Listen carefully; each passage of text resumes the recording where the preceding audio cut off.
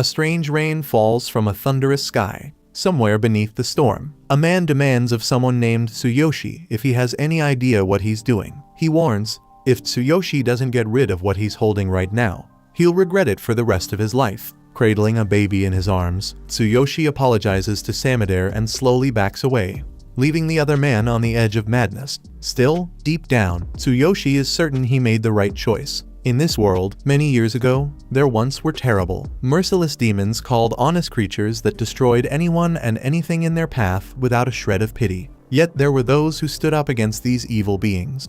One such man was Momotaro. He ventured to Onigashima Island, where he defeated countless honest, igniting an all-out war between this legendary hero and the demons. Jumping to the present day, in modern Japan, there's a liquor store called Ikenos. Inside, a teenager named Shiki Ikenos has dozens of firearms of every kind displayed on his bedroom wall. Chatting with a friend on the phone, he explains that he's just been kicked out of somewhere, not that he cares, since he couldn't stand those people anyway. Shiki even apologizes for butting into his friend's fight, saying he could have handled it himself. Once he hangs up, he's left staring into space, wondering what he's supposed to do with his life now that he's been expelled. Suddenly, a man storms into Shiki's room and clocks him on the head. It's his dad, Tsuyoshi Ikenos, there to chew him out for getting kicked out. Shiki, never one to hold back, snaps for his dad to shut up, nearly earning himself another punch. He dodges with a backflip instead. Tsuyoshi wants to know what's going through his son's head. Why is he collecting rifles? When they run a liquor store,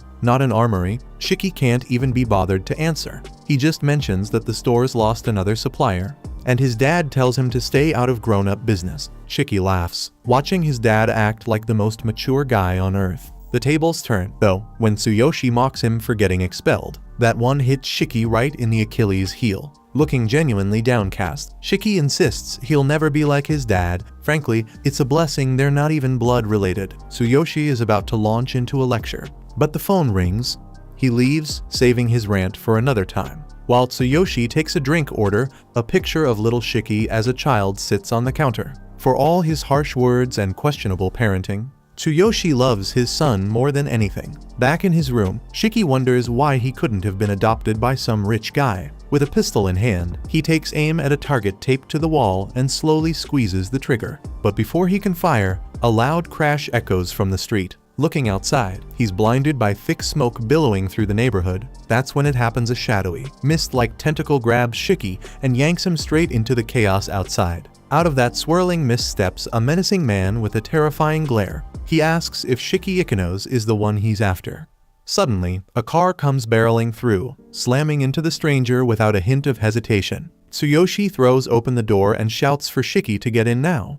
As soon as Shiki jumps inside, Tsuyoshi speeds off. Behind them, the man lies motionless as that dark mist circles his body. Flying down the road, Tsuyoshi explains they have to get out of the country, fast. Shiki, thinking his dad owes a loan shark or something, points out that running someone over isn't how you solve debt problems. But Tsuyoshi insists that man isn't dead. Swerving through traffic, Tsuyoshi drops another bomb. Shiki has only blood. While the man they just hit carries the blood of Momotaro, Shiki thinks his dad is messing with him, and honestly, Tsuyoshi gets it. It's a wild story. But the truth is staring Shiki in the face. Before they can process any of it, the man with Momotaro's blood catches up to the car, hell-bent on finishing the job. After a failed attempt to take them out, he shrouds the car in his shadowy mist, forcing Tsuyoshi to stop. Shiki jumps out first, witnessing pure horror. His father follows, just as the car explodes, shielding his eyes from the blast. Tsuyoshi realizes Shiki is gone,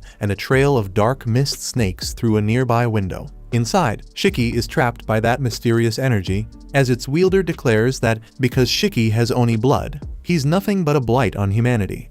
People like him, Samedare Momoya, from the Momotaro organization, exist to wipe out such plagues. Tsuyoshi bursts into the building and confirms the legend. For thousands of years, Momotaro and the Honest have been at war, generation after generation, with each side's descendants growing in number. Eventually, Momotaro's descendants joined forces to form this organization.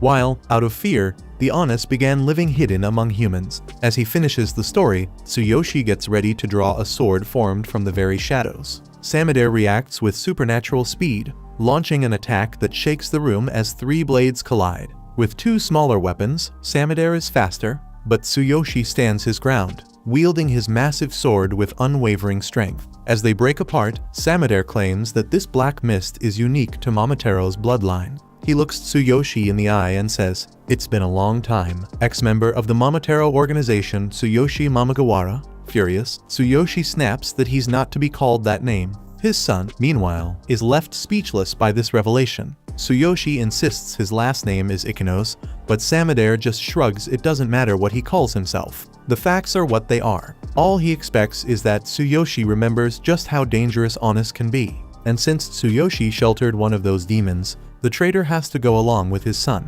But Tsuyoshi refuses to go down without a fight. He charges his rival and lands a blow so powerful, it splits the ground beneath their feet. Next, an intense exchange of blows erupts, with neither side gaining the upper hand. The battle is locked in perfect balance, every strike and parry measured. All the while, Samadare is desperate to understand why his former comrade is protecting an Oni after all. It's just a monster that brings harm to people. Shiki, meanwhile, is paralyzed by countless doubts, unable to move a muscle. At one point, Tsuyoshi launches a furious attack on Samadare, but his rival anticipates the move and counters with a devastating blow that tears through both of Tsuyoshi's shoulders. Crippled by the wound, Tsuyoshi collapses, spilling blood all around him. At the same time, his mist blade retracts, and Shiki screams, horrified by the brutal scene unfolding before his eyes. Swollen with pride after his victory, Samadare taunts Tsuyoshi, asking how he ever thought he could defeat someone who's been flirting with death ever since he left. In that moment, Shiki, still restrained, calls out, determined to fight his enemy no matter what. But before he can act, his father grabs their opponent, stopping him from lunging at his son. Again, Samadare demands to know why Tsuyoshi is defending such a monstrous creature. The answer is as raw as it is obvious: that boy is his beloved son. He may have Oni blood, Tsuyoshi admits, but he's never hurt anyone in his life. Right now, Samadare is about to kill a defenseless child who has no idea what's going on. Running out of patience for his old friend, the Momotaro descendant conjures his mist blade once more, aiming to plunge it into his adversary's back. Shiki watches, burning with such deep hatred that it triggers an unexpected reaction in his body. A dark, reddish miasma begins to swirl around him, his eyes bleeding uncontrollably, and then comes an overwhelming, uncontrollable urge to kill. In a blink, Samadare finds himself facing several firearms pointed right at his face, ready to fire. When the shots ring out, the Momotaro moves with nearly superhuman speed, dodging and protecting himself. Hanging from the ceiling, Shiki Ikenos looks like a blood-drenched demon, and it's clear from his enemy's face that the Oni has finally revealed his true, menacing form. In the hunter's mind, Onis are masters at manipulating blood, but that's not even the worst thing about them. Suddenly, Shiki rushes forward at monstrous speed, unleashing a barrage of blows so powerful that his opponent is forced to fall back, even as he blocks each strike with his swords. Yet after regaining his composure, the human coolly slices off the beast's arm only for it to regenerate in moments, resetting the fight. As Samadare watches this bizarre transformation, he reflects on why they hunt creatures like this. Because they can spiral into these uncontrollable frenzies. With his transformation complete, Shiki pulls countless automatic weapons from his own body, firing wildly at his enemy, who barely manages to defend himself. In the chaos, as he dodges a rocket made of blood, the man realizes he's in way over his head. Still, rather than run, he tries to create distance, hoping for an opening to strike back. When that gap finally appears, the Momotaro seizes it, hurling a mist blade that kicks up a massive cloud of dust. Exhausted from the effort, Samadare is barely standing, while Shiki returns to the fight completely unscathed. With incredible speed, the Oni kicks the human onto a collapsing bridge, inflicting massive damage. Weakened, the Momotaro air watches as the Oni approaches, guns blazing, showing no mercy. After this brutal storm of bloody bullets, Shiki is left breathless. Not far away, Samadare coughs up a shocking amount of blood and rises to his feet, half his face mangled. Even so, battered and bloody, he shouts with a defiant edge that the boy is just a lowly Oni. Hearing this, Shiki lets out a demonic roar, but soon his strength fades, and he reverts from his monstrous form, giving the demon hunter a sudden surge of confidence. Disoriented, Shiki looks down at his deformed body and panics. Samadare guesses the boy has lost his memory, confused by the transformation. Summoning a sword from the stump where his arm used to be, he moves in to finish things once and for all. Helpless and unsure of what to do, Shiki stands there, utterly exposed and vulnerable. Then, as one sword comes down, another joins the fight. Tsuyoshi, Shiki's father, has recovered just enough strength to strike back at his former comrade. In one swift move, both Momotaro are run through with their swords. As death closes in, Samedare asks, one last time, how Tsuyoshi could stand by the monster's side even after witnessing such horror and violence. But all Tsuyoshi can think about is little, gentle Shiki, an innocent boy who deserves a shot at happiness, just like anyone else in this world. With a faint smile, Tsuyoshi says he has no regrets. Outside, the townspeople finally register the total destruction and scramble to alert the authorities. Without warning, Samedare vanishes into his dark mist, leaving Shiki alone with his wounded father. Resting in his son's lap, the man begs him, just this once, to listen calmly. First, he apologizes for never telling his son the truth. Even though Shiki is lost and confused now, his father just wanted to protect him and keep him from ever learning that people only wanted to kill him because he was an Oni. Whatever the case, he admits he can't stay by his son's side any longer. Shiki will have to find the strength to stand on his own so he won't be vulnerable to the Momotaro, or even to other Onis. If he can do that, there's a chance for happiness. According to his father, that's what they call a man's promise. Furious, the boy tells his father to shut up and tries to force him up off the ground. But it's painfully clear the man is living his final moments, a truth his son refuses to accept. Shiki yells, ordering his father not to give up, desperate for them to still have a chance to talk about their future together. "You hear me, you lousy father?" the boy shouts. With a gentle smile, Tsuyoshi replies that it would be wonderful if Onis and Momotaros could live side by side like this. As he finishes his sentence, the man collapses, lifeless, leaving his son in utter despair. After all, his father died before the boy ever got the chance to apologize for saying he was glad they weren't related by blood. Once the anger fades, Shiki finally realizes Tsuyoshi is gone, and his anxious expression dissolves into uncontrollable, gut-wrenching sobs. In that moment, a man on rollerblades glides up behind the boy, warning him that people are going to notice him if he stays like that. Without another word, the mysterious stranger strikes, knocking the Oni out cold with ease. Meanwhile, in a room where grotesque mummies have gathered, one complains that Samedare failed, and another adds that's what he gets for going off on his own. They begin to wonder if the Momotaros have gotten weaker lately. But at the same time, they can't risk sending too many together on missions if the Onis were discovered by the public. It could throw everything into chaos. To prevent that from happening, especially after how the last mission went, their top priority now is to eliminate that Oni offspring before it awakens. Elsewhere, the director of some organization congratulates Nato for finally finding a candidate, considering he hasn't approved anyone in years. In fact, the director admits this is the best batch they've had in over a decade, and expectations are sky high for these new recruits. Besides landing a promising candidate, Nato also brought in a kid who might turn out useful, though there's no guarantee he'll amount to anything at all. In the next moment, we catch a glimpse of Shiki's childhood. He's playing in the sand at a park when his father calls him home. No tantrums, no fuss, just a kid who stands up and asks to be carried. But then, right in front of him, he sees Tsuyoshi suffer the same fatal wounds that would one day claim the life of the man who'd raised him since he was a baby, all because of that man named Samedare Momoya. Shiki jolts awake, desperate, tied to a chair with his mouth wrapped in bandages. Next to him, Nato is at his 1/230th push-up, using his umbrella as support. He didn't want to wake the kid up, but there's no point explaining anything while he's still out cold. After stopping his exercise, and before even introducing himself, the guy makes it clear he hates inefficiency. His name is Nato Mudano, and like Shiki, he's an Oni. He refuses to say where they are, but he does reveal that Shiki's father's body is safe somewhere else. Nato brought Shiki here to test and recruit him. And speaking of efficiency, he notices Shiki's confused look and explains the skates, it's just a quicker way to get around. Kicking off the lesson, Nato confirms that Samedare, the guy who controls the Black Mist, is a Momotaro. Shiki fills with rage at the sound of that name. The teacher goes on. To be precise, Samedare and his organization are people who carry Momotaro blood, and their whole mission is to wipe out Onis. So, to fight back, the Oni organization was created, and the guy running this lesson, his job is to find hidden Onis like the kid in front of him and see if they're good enough to join the team. Class over. Now it's time for questions. Mudano takes the bandage off Shiki's mouth, and the kid immediately starts threatening him if anything's happened to his dad, he'll kill him. The teacher instantly docks a point and asks if Shiki even has the brainpower to form words, since he just explained that the father's safe and now, thanks to this nonsense, he's lost 35 seconds of his life. Shiki yells that he doesn't trust this guy and demands to be let go.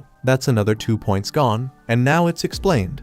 He's tied up because he's violent. Still not satisfied, Shiki snaps, "What's with these points anyway?" The teacher just calls him a dumbass and reminds him he's being evaluated. Realizing headbutting won't get him anywhere, the prisoner takes a deep breath to calm down and, with a grin faker than the ending of Game of Thrones, politely asks to be released after all. He's got a father to avenge and all that. Seeing where this is headed, Nato, who's dealt with people trying to take their own lives before, already has the perfect method for dealing with cases like this. He knows the regular test isn't going to work, so he simply takes off his tie and uses it to hang the kid right there in the chair, declaring, "It's at death's door that people reveal who they really are." So Shiki better use that tiny brain of his to get out of this mess, unless he actually wants to go play for Vasco. With things turning dire, every hole on Shiki's face starts bleeding like crazy.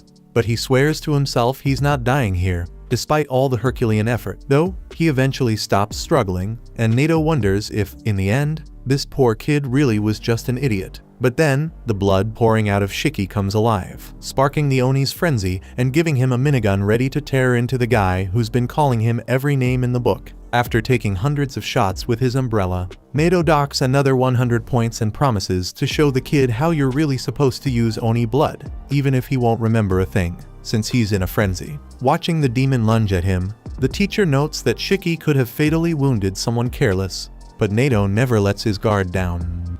Next scene, Shiki's back to human form, confused as hell about how his arm looks like a demon's. Nato figures the kid's blanked out again, so he explains Oni blood is as powerful as it is hard to control. And when you frenzy, you lose control of yourself and your memories, destroying everything around you. Shiki fires back, asking what right this guy has to talk when he's doing weird stuff with an umbrella. The man just scoffs at the ignorance in this kid's head.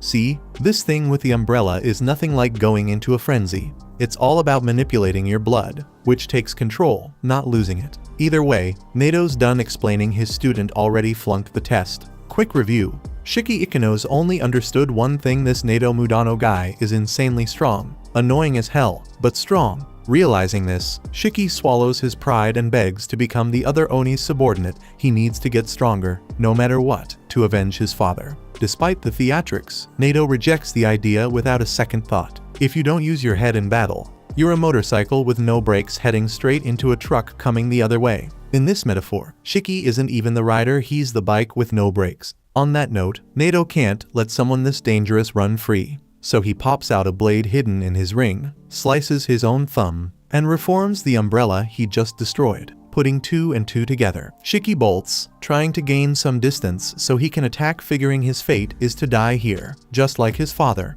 In response, Nato morphs his weapon into something that looks like a sea urchin, ready to shred the kid's attack. Meanwhile, he's already sizing up the 4 ways this can play out. 1. Ikonos charges in, brain off, like a raging bull. 2. He'll lose his balance, sliding while staring at the target's feet. 3. He'll leap in from above. 4. He'll juke and try to run. Shiki goes with the third strategy, managing to leap over the spikes and creating an opening to fire a weapon he crafted from Oni blood. The shot causes a huge explosion, but as the dust settles, Nato is already standing there, having absorbed the full impact with nothing but his index finger. Watching his opponent's anger flare up, Nato realizes Shiki has slipped partially into a frenzy, just more proof, in his eyes, that the kid is hopeless. So, Nato gets ready to end the fight with his blood eclipse, torrential reincarnation. But Shiki is fighting tooth and nail, desperately trying to suppress his frenzy and take back control of his body and mind. And after a serious struggle, he actually pulls it off, showing the other Oni he's not just some nobody. Nato, realizing this was no lucky break, asks how the kid did it. But Shiki says he'll only spill the secret if Nato agrees to take him on as a subordinate. Of course, the teacher plays it cool and says he'll think about it. With nowhere to run, Shiki finally admits he has no idea how he did it. When he saw the teacher slicing his own finger to make an umbrella, Shiki thought maybe he could pull off something similar, so he just focused all his brain power on wanting to make a weapon. And somehow it worked. Mudano can't believe this punk actually pulled it off with such a half-baked approach. Normally, people who get swept away by their emotions are terrible at controlling Oni blood. It takes calm and sheer willpower. For example, here's how Nato Mudano manages it. He imagines a whole stage play inside his head. In a tense situation, when emotions are running wild, his rational mind calls for calm to keep his body from slipping into a frenzy. His sense of self becomes aware of the threat and decides to use just a bit of Oni blood, nothing more. Meanwhile, the frenzy gets locked away in a room, stuck there, because the problem's already been solved with reason. Now, with Shiki Ikanos, it's the complete opposite. In the same scenario, his reason is a total mess, a frantic, panicked figure. While his sense of self is so clueless, it ends up beating up reason for no reason at all. In this madhouse, the frenzy is just the guest of honor at a wild party of emotional chaos. But in the end, his sense of self manages to flip the tables, forcing the frenzy to settle down through sheer brute force. In other words, Shiki uses a burst of emotion to force his blood into line. Relying purely on gut feeling and instinct, not logic. People like him have all sorts of flaws, but this kind of person can unleash some seriously explosive power. Anyway, Shiki swears he'll soak up every bit of the teacher's wisdom, since he needs to get stronger to get revenge on that guy. But once again, Nato shoots down his offer and points out that what Shiki did was reckless. He gambled with his own life, risking losing himself entirely to the frenzy. To avoid that, he should have had several backup plans, but he was totally inefficient. It's a shame, really. With that, Mudano morphs his umbrella into a blade and slams it into the ground right next to Shiki's head. He tells him he's not looking for a subordinate, he wants a student. Stunned, Shiki listens as Nato explains he had to wait until the very last second to decide whether the kid was useful or not. And it was a tough call. But now that he's made up his mind, the teacher decides to fill him in on what's actually going on. First off, they're on a remote island called Onigashima, also known as the Gate of Hell. At the center of this island, there's a school built to train Honest to fight against the Momotaro, the Rosetsu Academy. At this academy, Shiki's going to learn how to manipulate Oni blood, master fighting techniques, and get a basic education on the history between Honest and Momotaros. And yes, Nato Mudano is the teacher in charge. Shiki, tired of all this talk, just wants to know if he's going to get strong enough to crush the guy who killed his dad. The teacher says that's the plan if Shiki doesn't get stronger. He's out. Later on, while the boy is changing for his first class, Shiki notices he now has horns growing out of his head. Nato explains it's proof his blood has awakened. But the horns will fade away as he advances in his training. Stepping out in his new outfit, Shiki can't help but laugh at how he should be heading to a normal school right about now. Nato tells him there are other students who passed the test to get in, and that out of all of them, Shiki is probably the weakest. If Nato decides the kid's useless later on, he'll be expelled. Shiki asks about his father, and Nato tells him he was taken to the morgue. Since nobody knows the family's religion, Shiki can hold the funeral however he wants. Since the topic came up, Nato adds that wallowing in regret is just a waste of time, which only annoys his new student. Either way, the teacher says Shiki should get stronger so he never has to regret anything again and not be an irrational fool who wastes his experiences. Shiki is about to compliment his teacher for such spot-on advice, but Nato cuts him off and orders him to get to class in 15 seconds flat. Shiki calls him out for cheating with those scooters, so Nato threatens to expel him. Panting at the classroom door, Shiki considers kicking it open for a dramatic entrance, but Nato beats him to it,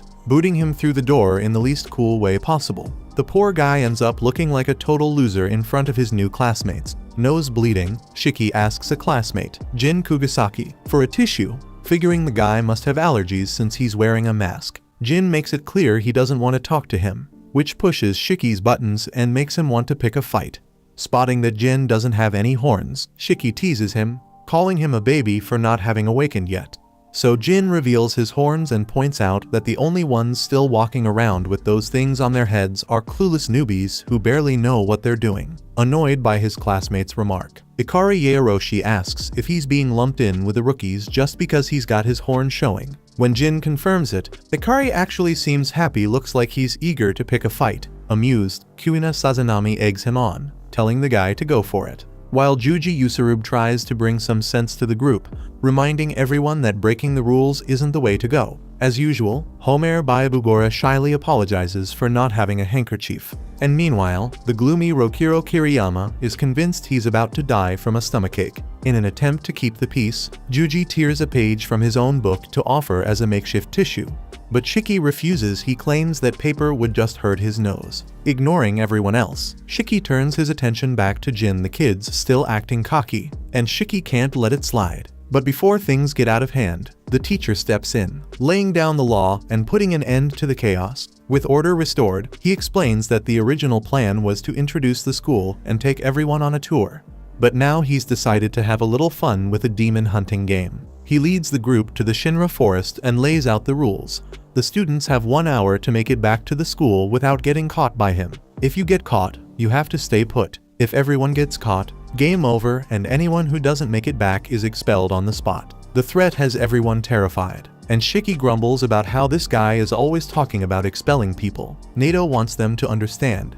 If they think this is a normal school, they're dead wrong. After graduation, they'll be the front line against the Momoteros, so this mission is no walk in the park. Oh, and as today's hunter, Nato says he won't use any blood techniques. But the students are free to do whatever they want, just don't go berserk, or he'll have to step things up. Jin asks what happens if someone manages to kill the teacher. After all, if Nato doesn't use his blood, that could happen. Without missing a beat, Nato tells them if they can actually kill him, they'll leave the forest with a diploma in hand and can pick whichever unit they want. To Shiki, this feels like a rare shot at getting closer to Samadare.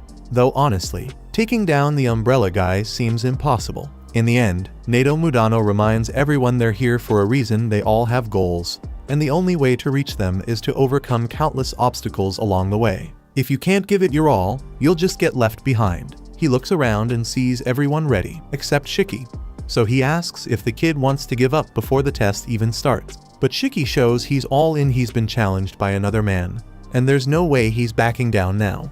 With everything settled, the demon hunt was about to begin, a wild game of tag where the participants had to avoid being caught for a whole hour while making their way back to school. Before it all kicked off, Nato laid out one more rule: grabbing 2 balls. He announced that the students would need them to win. Then, without warning, he hurled both balls deep into the forest, making it clear that showing up at school without one would be pointless. Juji, confused, asked what kind of setup this was, since there were only 2 balls, while Ikari quickly figured out the goal was to steal from the others. Nato went on to say the students would be split into 3 groups. The first team, Homer Bayabugora, Shiki Ikenos, and Jin Kugasaki. The second, Ikari Yaeroshi and Juji Yusuru. And the third team, Rokuro Kiriyama and Kuina Sazanami. According to the teacher, only the second and third teams would have a ball, which just confirmed for Ikari that the whole point was to steal from their classmates. Hokuro, meanwhile, was practically getting a headache just thinking about the fact that 3 people were about to get expelled right out of the gate. Nato opened the door leading into the forest and announced that he'd join them 15 minutes after the students went in. Shiki, never one to hide his feelings, made it clear he refused to team up with the masked idiot. So the teacher immediately threatened to kick him out if he didn't quit whining. Homer approached Shiki and, bowing slightly, promised she'd do her best not to be a dead weight on the team. Shiki, for his part, was a delinquent with 0 experience talking to girls. In fact, it had been years since a girl had even started a conversation with him, so he ended up putting his social awkwardness on full display by swearing, with all his heart, that he'd protect her. Afraid of being a burden, the girl doubled down, assuring him she'd do whatever it took not to get in the way. Then she went over to Jin to let him know she was counting on him, too, but he just ignored her. The cold shoulder made her burst into tears, apologizing for even talking to him. Shiki scolded his teammate, then tried to comfort Homer, telling her that crying would ruin her cute face. He quickly corrected himself, saying she was still cute even when she cried, just even cuter when she smiled. Homer pleaded with him not to call her cute,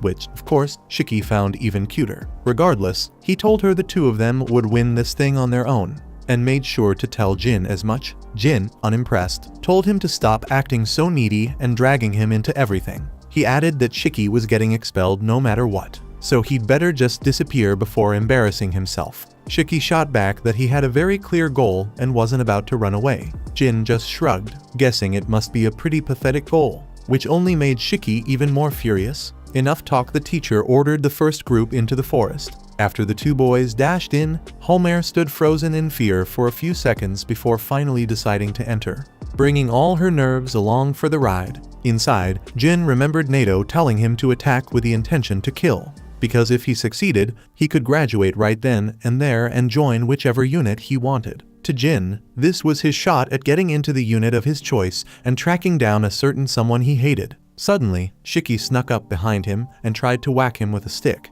but Jin dodged. Shiki said he didn't usually pick pointless fights, but he'd go into debt to fight for something that mattered. After all, this idiot had just called his dream ridiculous, and now he'd have to pay for that. Without flinching, Jin ripped off his mask, revealing a mouth full of hideous scars. Then, he tore open most of his own forearm, shaping the gushing blood into spinning blades, unleashing the blood eclipse. Shiki, honestly impressed, asked how the hell Jin could do that. Jin taunted him, saying he should just run away if he was scared. But Shiki shot back that if he chickened out now, his father's death really would become meaningless. Seeing his teammate out for revenge, Jin said that's exactly why the two of them would never see eye to eye. Tired of the back and forth, Shiki bit his own finger to try using his blood, but nothing happened, no matter how hard he focused. That's when he realized it wasn't as easy as just wanting it to work. Jin, on the other hand, seemed to have no trouble at all. And if there's one thing that pissed Shiki off, it was watching Jin pull off something he couldn't. Jin declared that Shiki would be a warm-up before he killed the teacher,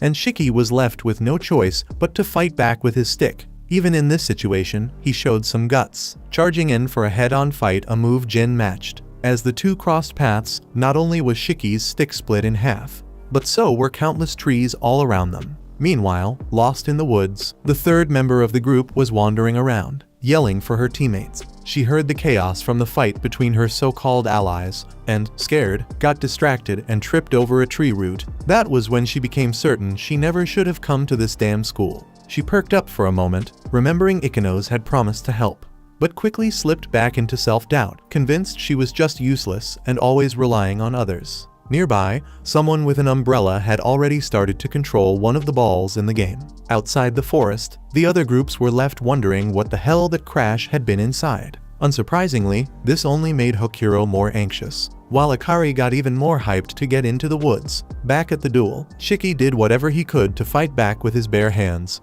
but every punch missed its mark. Jin, on the other hand, landed a punch square on Shiki's nose, making him feel the pain right away. Frustrated by his own failures, Shiki muttered to himself about how Jin could use his blood so easily and how Jin's blood had a totally different shape from his, just like the teachers did. Shiki couldn't make sense of any of it.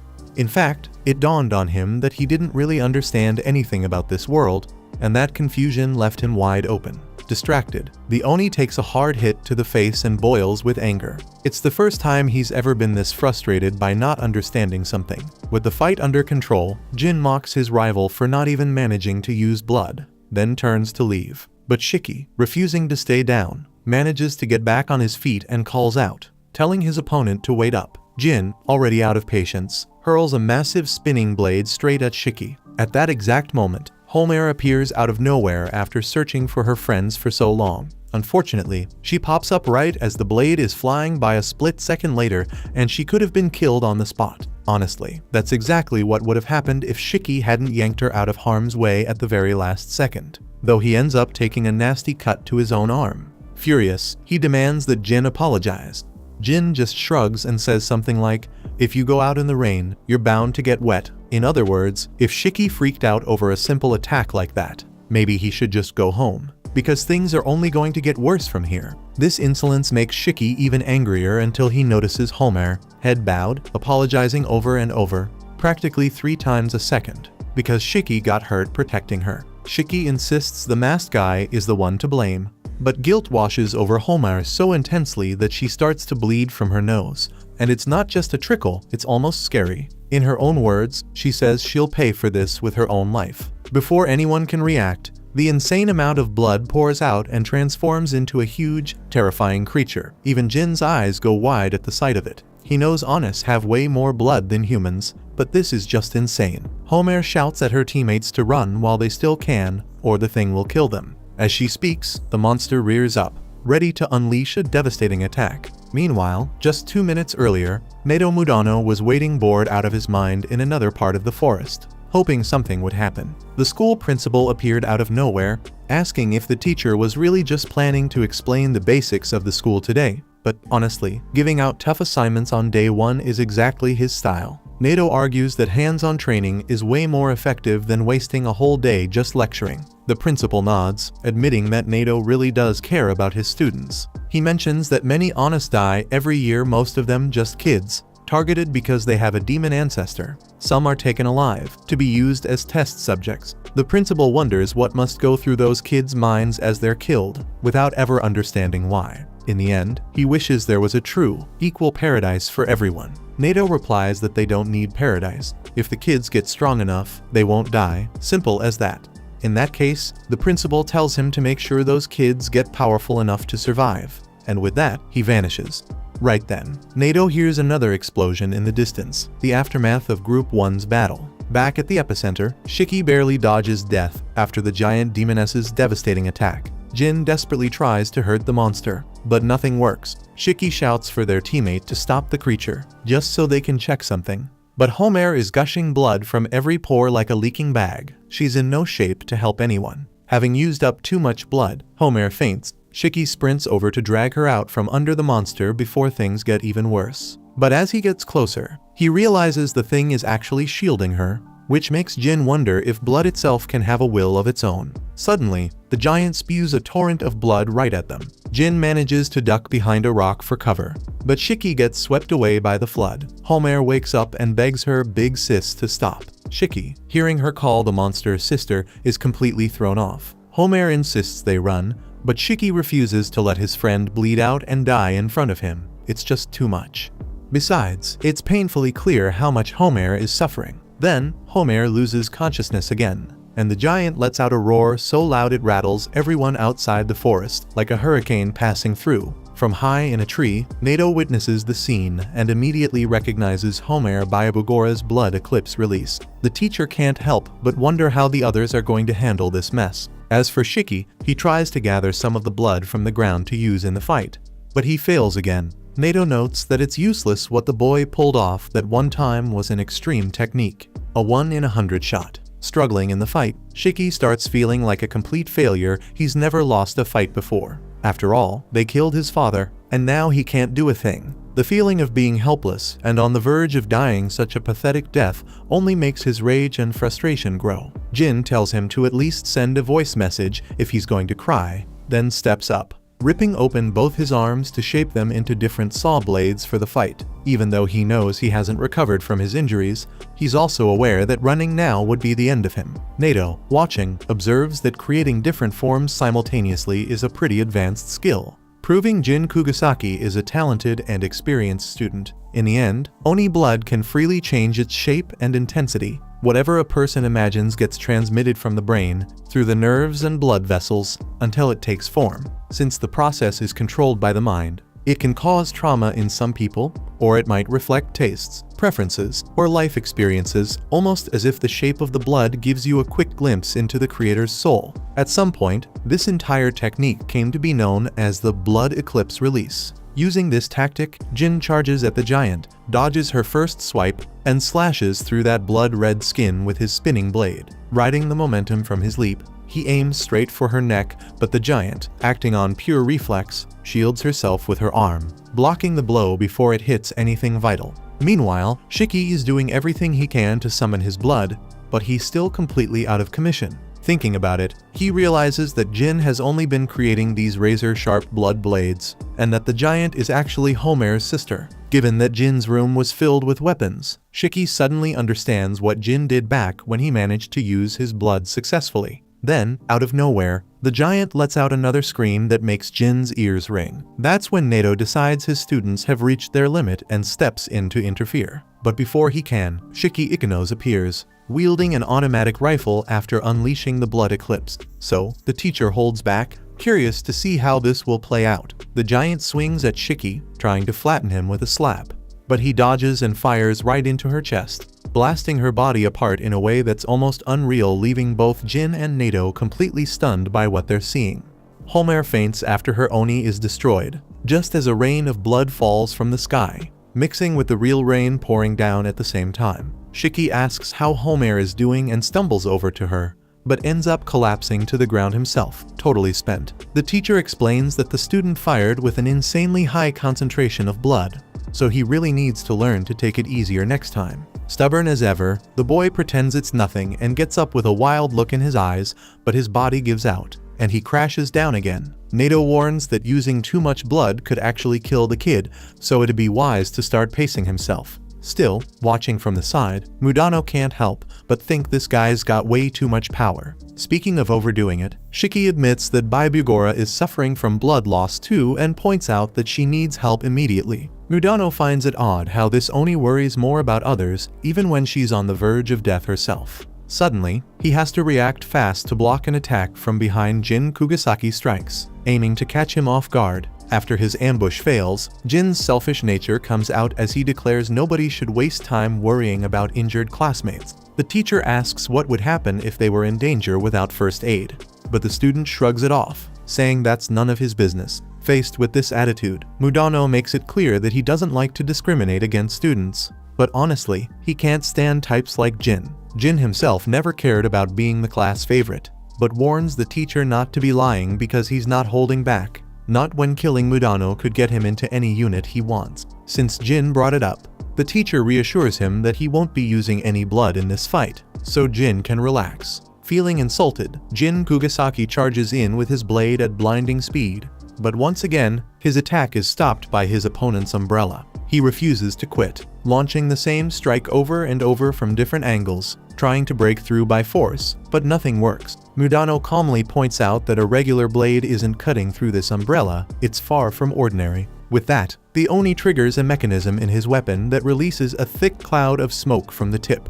Before anything else, to put the student at ease, Mudano explains that it's not poison. Now trapped in the smoke and unable to see a thing, Jin still thinks he can kill his teacher as soon as he gets close. But then, bullets hit his arm, forcing him to dash out of the smoke and duck behind a tree for cover. Meanwhile, Mudano is using his umbrella as a firearm from a distance. He explains that, since his opponent prefers close combat, it made sense to put some distance between them. In any case, the bullets are rubber, they won't kill Jin, but they should mess with the arm he injured fighting the Titan. Basically, it's all about exploiting the enemy's weak points, as the instructor puts it. For his part, Jin figures he still has a card up his sleeve and waits for a chance to surprise Mudano. When he finally gets a break from the barrage, he pokes his head out from cover and unleashes the bloody incision dance, a rapid-fire volley of blades aimed at the teacher. Nato Mudano hadn't realized his opponent had a strategy for ranged attacks. But that doesn't mean he's losing his cool. On the contrary, he keeps calm while Jin hurls more blades and steadily gets closer.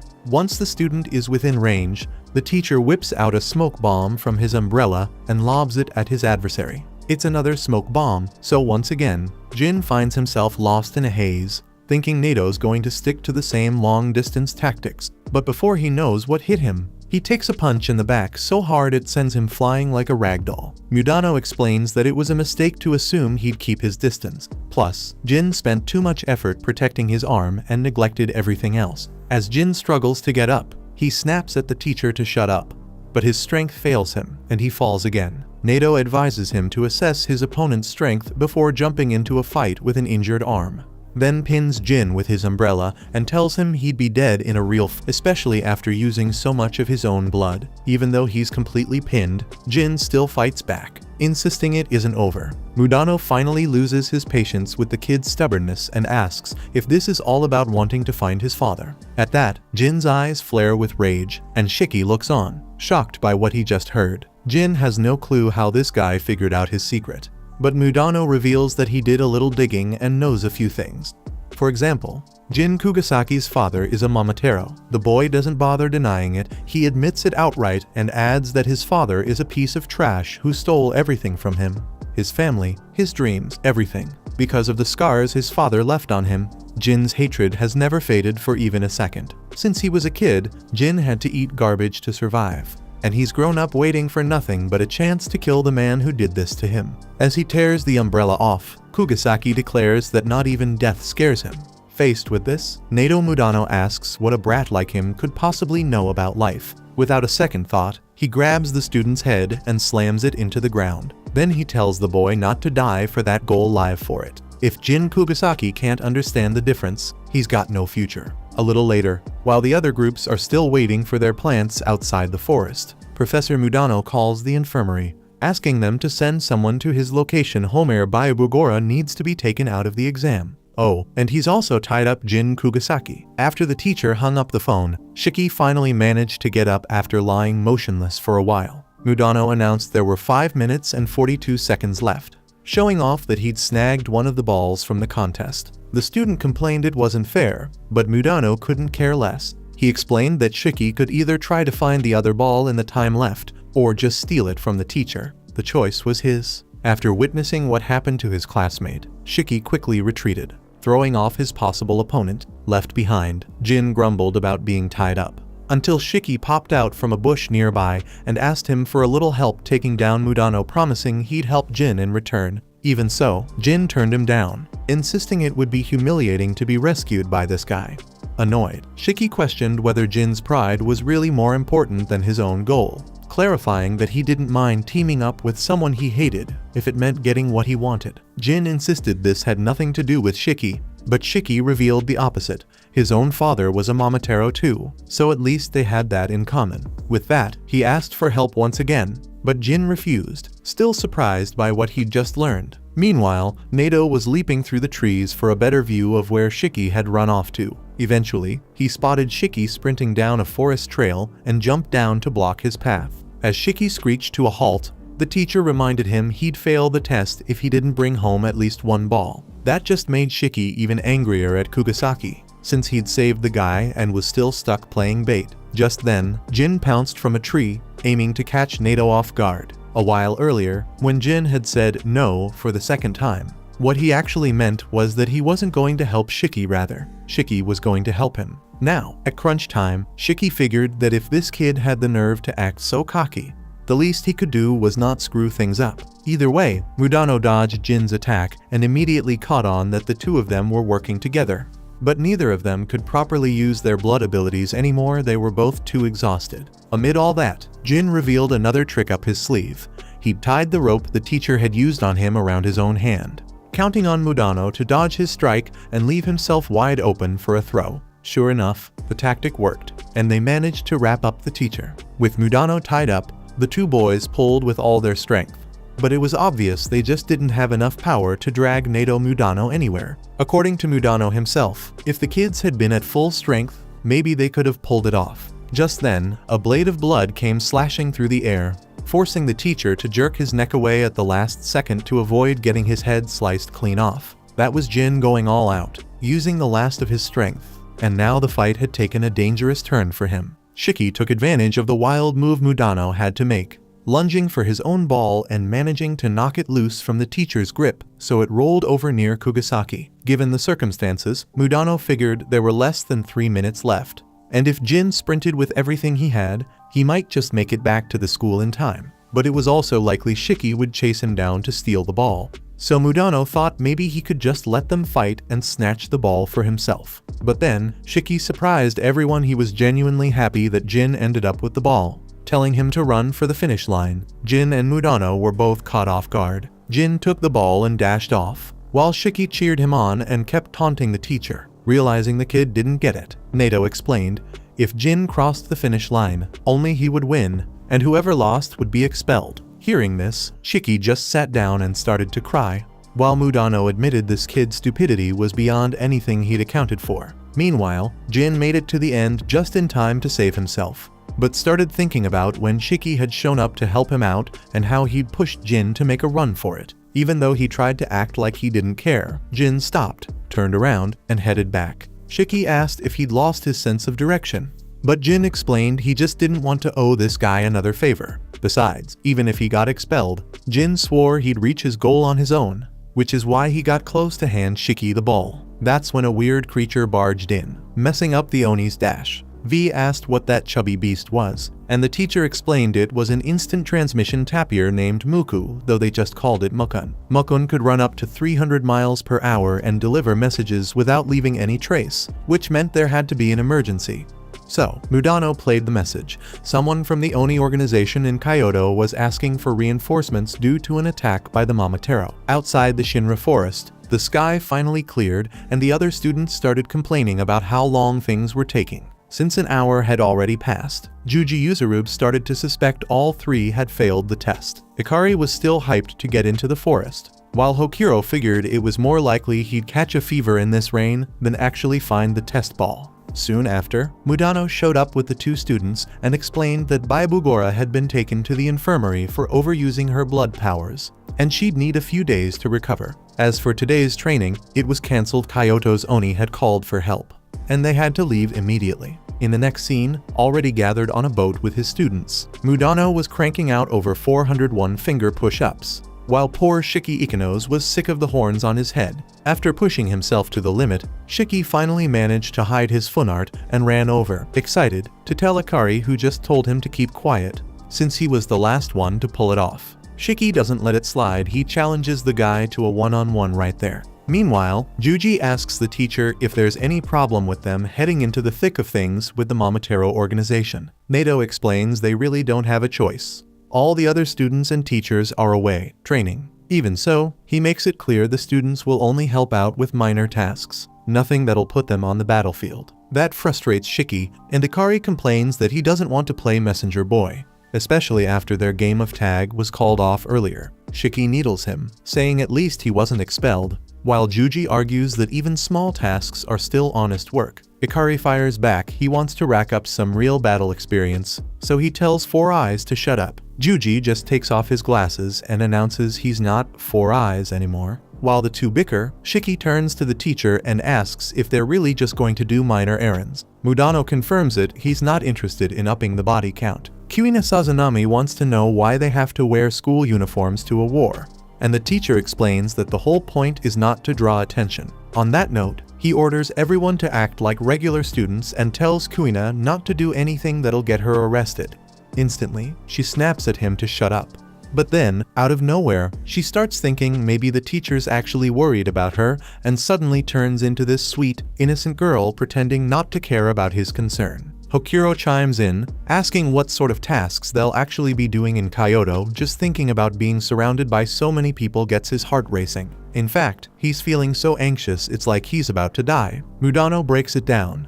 The Oni organization has several branches spread across every village, district, and city in the country, and each branch is split mainly into two divisions of fighters. There's the battle unit, which takes the front lines when the Momotaros attack. And there's the support unit, which helps the honest living among humans, taking in honest who have no family and helping them with everyday life. Since honest can't go to regular doctors, members of this unit have to know how to do both physical and psychological checkups. And they also act as medics during fights with the Momotaros. In this case, Mudano and his students are going as the support unit. Shiki's frustrated he won't get to fight on the front lines and get stronger, especially since the guy who killed his father is probably mixed up in all this. And this could have been his chance for revenge, even though Shiki doesn't say any of that out loud. Mudano makes it clear the Momotaro he's after isn't in Kyoto. According to the teacher, both the Honest and the Momotaros have their own territories. Juji asks what kind of Momotaro they'll be dealing with in Kyoto. All Nato Mudano will say is they're the tough kind. The next day, the students are taken to the capital, and they're amazed to find out there's actually an Oni base in this seemingly peaceful region. According to their teacher, the base is located beneath the Uryuta-dera temple. But to everyone's confusion, they're led to a restaurant called Mizumoto. Inside, an elderly woman appears and says she's been expecting them. As the group steps inside, their looks of confusion only deepen, until the woman leads them into a private room, one that has a hidden entrance in the floor, complete with a staircase leading down into the underground, just as the teacher had described. Now, about those tough guys Nato mentioned, one Oni tries to call for backup on his radio, but the person on the other end can't answer, seeing as he's missing his head. For Tsubakiri Mamamiya, the culprit, Honest are nothing more than worms lined up pretending to be humans with their little armies. As for the vice captain, Yomogi Mamakusa, she thinks her superior worries way too much about these things, and he always leaves a mess that's a pain to clean up after a mission. The thing is, what really gets on Tsubakiri's nerves is when a worm struts up to him all full of itself, but at least if they were female Honest, he could put up with it.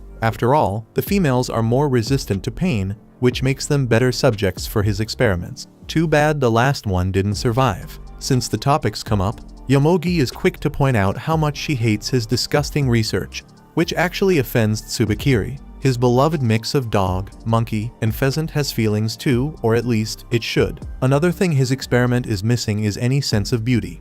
And that's exactly why Momotaro calls the creature ugly. It's just a fancy way to call it hideous. Still, ugly or not, the critter is a real anti-Oni machine. And that's exactly what it's for. Yomogi gets it. She knows the guy is addicted to his weird experiments, but she thinks he should focus more on what he's actually paid to do: find and eliminate Onis, and protect civilians in secret. Tsubakiri's not arguing with her. He just thinks it's boring to deal with weak enemies instead of the new recruits. With all his complaining, Yomogi finally asks why he even joined the Momotaro organization in the first place. He admits he simply can't contain his scientific curiosity. Oni blood fascinates him, and being in the organization lets him stay close to these intriguing beings, with their regenerative abilities and weapons forged from their own blood. Yomogi, on the other hand, is all about protocol. She only kills these demons because they're dangerous, and if left unchecked, they could go on a rampage and kill civilians. She reminds him that he only gets to do his research because he's part of the organization, so maybe he should be a little more grateful. Tsubakiri figures he is pulling his weight. If his research into manipulating Oni blood goes well, it could seriously boost the Momotaro's firepower. Plus, developing medicine based on the Onis regenerative blood wouldn't be a bad thing either, and let's be real, those discoveries could be pretty profitable. Not that he cares about the money, of course. It's all for the good of the organization. For what it's worth, Yomogi always thought the Momotaro's blood was similar to the Onis, and Tsubakiri doesn't disagree. Still, he'd much rather experiment on the enemy than on his own kind, obviously. If he sees demons as nothing but worms, they're nothing more than test subjects for his experiments. Speaking of which, a young Oni had managed to survive the massacre in that area, thinking he was safe as long as he stayed quiet. But all along, Tsubakiri was just pretending not to know where the boy was hiding. At some point, he decides to shatter the poor kid's hopes by suddenly appearing in front of him. With no other children left for his experiments, this is Tsubakiri's chance to fill that vacancy.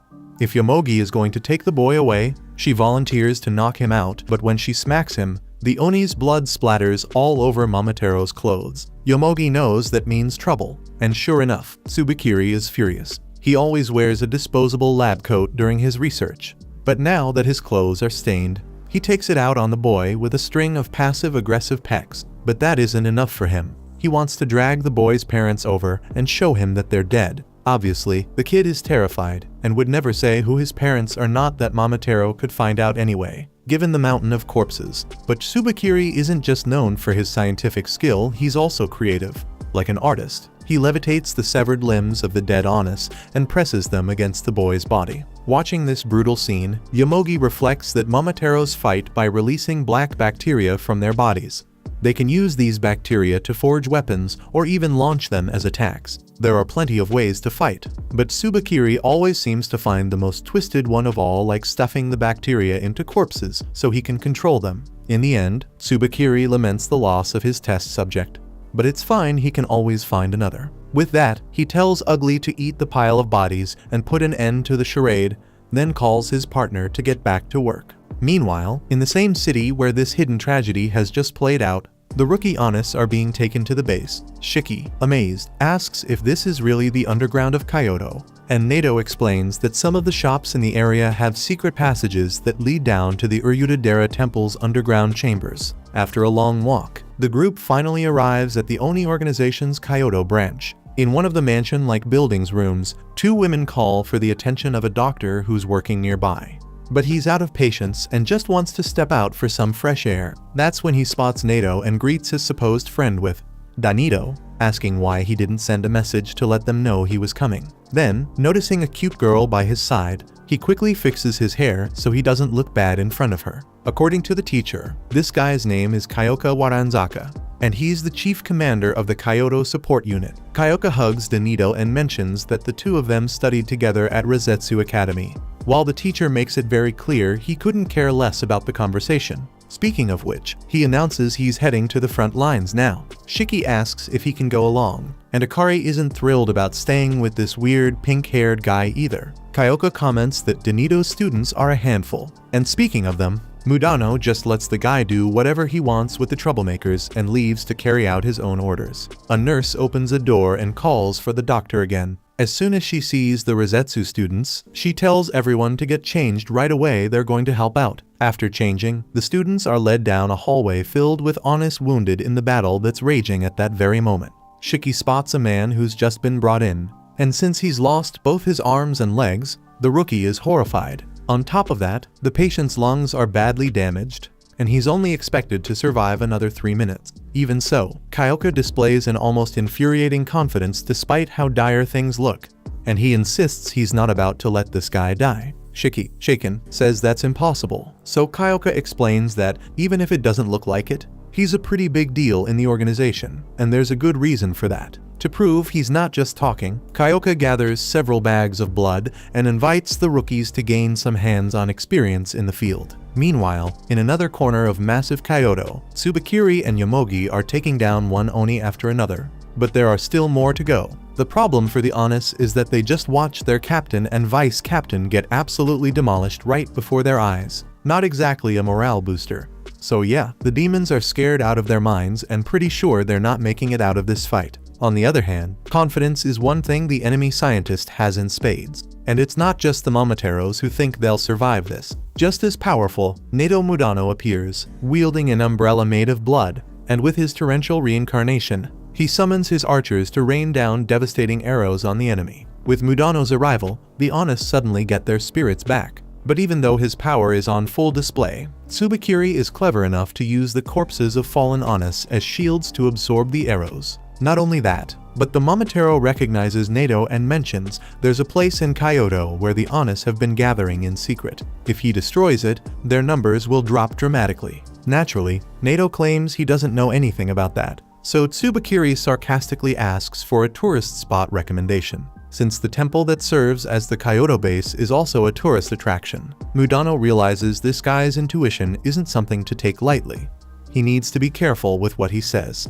So, he tells his opponent he has the perfect sightseeing spot for him. Hell. Back with the wounded, Kyoka connects the blood bags to the patient's veins, then asks if he wants his arms or legs back. The man, who just became a father, says all he wants is the chance to hold his child. The doctor is genuinely happy to help, but gives a heads up the procedure is going to hurt like hell, and the guy better be ready for it. Kyoka clarifies that his blood isn't made for fighting, but it has other uses, like supercharging the Honest healing abilities several times over. So when the doctor gives his blood for the wounded man to drink, the patient's body goes into an intense reaction. The nurse tells the rookies to hold him down, and though they're scared, they do as told. There's so much blood pouring out that, even with all those bags, it's almost gone in no time. The nurse orders more rookies to fetch additional supplies. While some are holding the injured man, others are sprinting for the regenerative blood. Once the procedure starts to work and the patient's arms begin to grow back, Shiki is so shocked he lets go instantly. All the rookies are visibly shaken by the surreal miracle unfolding in front of them,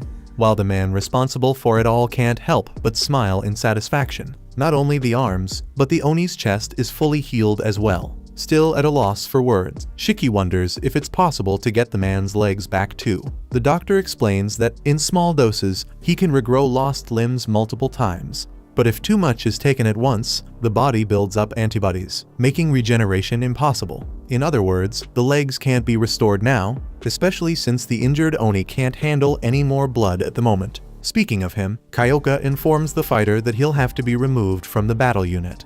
But now the two of them will be fighting together in the support unit. The commander promises to make him a top-notch prosthetic leg so he can run around with his child. Hearing this, the new dad bursts into tears, thanking everyone in whatever way he can for the miracle he's received. With that, Kyoka declares that this is a war between Honest and Momoteros, and that this gravely injured fighter could be any one of the rookies standing there. The doctor knows each person has their own reasons for being on the front lines, but he wants them to understand the battle isn't only fought there. You can only fight with confidence at the front when you have solid support behind you. Saving those who get hurt on the front lines is the job of someone in the support unit, like Kyoka Waranzaka. In other words, this is his battlefield. After this inspiring speech, Ikari can't help but admit that, at first, he thought the guy was annoying and arrogant, but honestly, he's actually pretty awesome. Finally, Kyoka takes advantage of his newfound popularity with the kids and asks Shiki to take on a different task for him. He leads the rookie over to a little girl named Mei and asks him to keep an eye on her. Mei was brought to the base yesterday after being attacked by Momotaros, and with her parents missing. The doctor, who seems to think the boy is a real sweetheart, is convinced he'll handle this just fine. After leaving the two alone, Shiki goes over to Mei and tries to cheer her up by talking about how beautiful the garden is, but the poor girl can't even bring herself to look at him. Still, he doesn't give up. He keeps trying to make conversation until, finally, he gets her attention by inviting her to the Uryuda Dera temple. She's immediately curious about it, so he asks if she's never heard of the temple at school. With sadness in her eyes, Mei quietly says she doesn't go to school, leaving Shiki at a total loss for words. Meanwhile, more and more wounded fighters keep arriving at the base, and soon Mei is faced with the worst news imaginable. Her parents are among the bodies brought in by the support unit. The moment she realizes, she rushes over, clinging to her parents and breaking down in tears, completely inconsolable. No matter how much experience Kyoka has, he knows he'll never get used to pain like this. Back at Tsubakiri's place, he laughs at Mudano's joke, but quickly changes the subject and asks if he received his little gift. By that, he means a bunch of Honest infected with Momotaro's bacteria, scattered around in places where they'll be easy to find. Since it's terrible for the Honest to have their own kind wandering around as corpses, it's best to gather them up as soon as possible. By the way, Tsubakiri can control any of those bodies that have been taken to the Oni base in Kyoto whenever he wants. With that, he brings Mei's father back to life. At first, the man seems happy, but almost immediately, he's got his hands around the child's neck, and Kyoka is forced to step in, driving two scalpels into the revived Oni's head while Shiki covers the little girl's eyes. According to the doctor, the only way to stop him was to destroy his brain, since Mei's father had fallen victim to a power belonging to a Momotaro named Tsubakiri. Watching this unfold, Mei breaks down and cries even harder, while Shiki Ikanos is consumed with rage for the piece of trash that is Tsubakiri. Either way, Mei's father wasn't the only one infected. Before long, other corpses began to move as well. Check out these videos appearing on your screen and subscribe so you don't miss the next part.